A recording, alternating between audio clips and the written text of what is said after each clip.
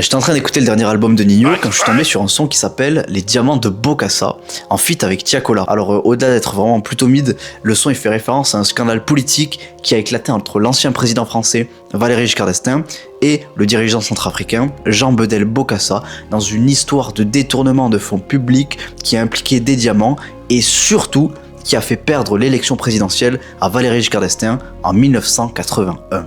Je vais tout vous expliquer. L'affaire elle commence en 1973 quand Valéry Giscard d'Estaing était ministre des Finances. Il reçoit de la part de Bokassa une plaquette de diamants de 30 carats qui équivaut à 1 million de francs.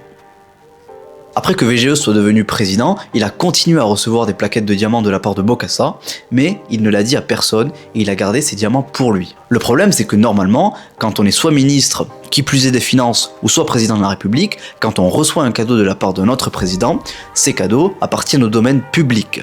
Les garder pour soi, ça s'apparente à un détournement donc de fonds publics. Sauf que l'affaire elle s'arrête pas là. En 1977, Bokassa, qu'est-ce qu'il veut devenir? Empereur. Voilà, tranquillement. Du coup, Giscard d'Estaing, il lui dit, bah d'accord, organise une cérémonie. Bokassa, il lui dit, bah je vais le faire, mais donne-moi l'argent. Giscard d'Estaing, il lui dit, t'es fou, je vais pas donner l'argent. Bokassa, il lui dit, très bien, mais du coup, je vais me diriger vers un autre allié pour qu'il me donne l'argent et que je puisse financer mon couronnement. Et cette personne, c'est nul autre que Kadhafi. Mais du coup, voyant cette alliance qui allait se faire entre Bokassa et Kadhafi, VGE a peur et il le stoppe directement et lui dit, bon d'accord, je vais payer en fait.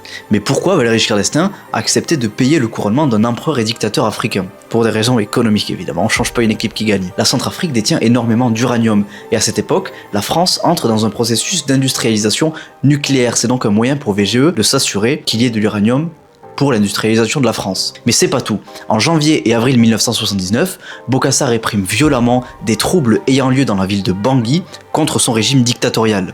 En réponse, la France décide d'intervenir pour faire tomber le régime par les opérations Caban le 20 septembre et Barracuda le 21. C'est quand même un peu schizophrénique, tu fais tomber un régime qui t'a donné des diamants et de l'uranium.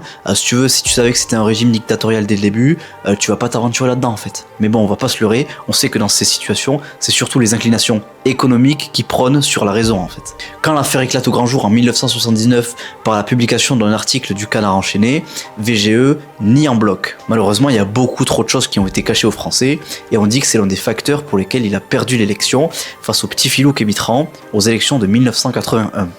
Donc si vous voulez être président, ne demandez pas d'argent aux pays d'Afrique et ne gardez pas des cadeaux pour ensuite lancer des attaques contre ces pays.